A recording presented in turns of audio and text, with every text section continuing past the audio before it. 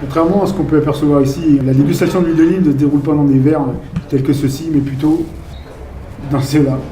La première étape, nous avons préparé nos échantillons. Nous avons préparé 3 échantillons, Puget classique, Puget douce et Puget fruité. Donc on respecte aussi la mise en température des huiles parce qu'on sait qu'à 28 degrés, les arômes se développent au maximum. Donc la dégustation se fait dans des verres bleus pour faire abstraction de la couleur, puisque la couleur a une influence sur l'huile d'olive. On sait qu'une huile vert foncé sera un fruité vert, une huile jaune pâle sera plutôt tendance douce. La deuxième phase, c'est la préparation et olfaction, c'est-à-dire on va commencer à répandre de l'huile sur le verre, sur les parois du verre. Et après, on va soulever délicatement le verre de monte et on va faire l'étape d'olfaction. Donc là, c'est à ce moment-là qu'on découvre tout l'arôme et sensations aromatiques de l'huile. On peut avoir effectivement toutes les saveurs, fruité vert, fruité mûr, mais on peut aussi commencer à avoir une appréciation globale de la qualité de l'huile d'olive et voir éventuellement s'il y a des huiles qui présentent certains défauts. La dernière étape, c'est la mise en bouche. Donc on remet l'huile. Et là, on va la mettre en bouche.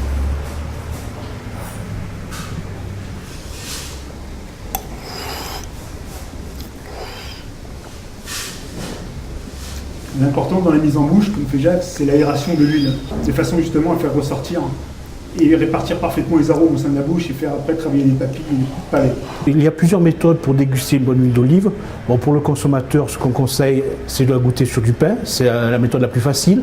Et on peut la déguster aussi avec une petite cuillère.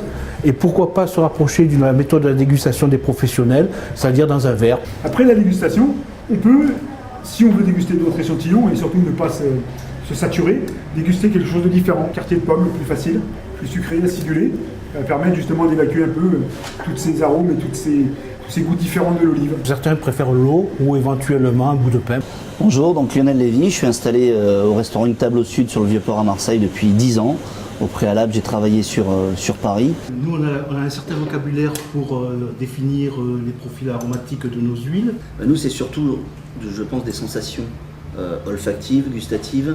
Le vocabulaire, on s'en sert, on va dire, un petit peu moins. Ce qui est intéressant, c'est d'arriver à mettre des termes sur ce qu'on ressent et ensuite de se dire, voilà, par exemple, celle-ci est au nez, assez douce, assez chaleureuse, avec un deuxième parfum, une pointe d'acidité.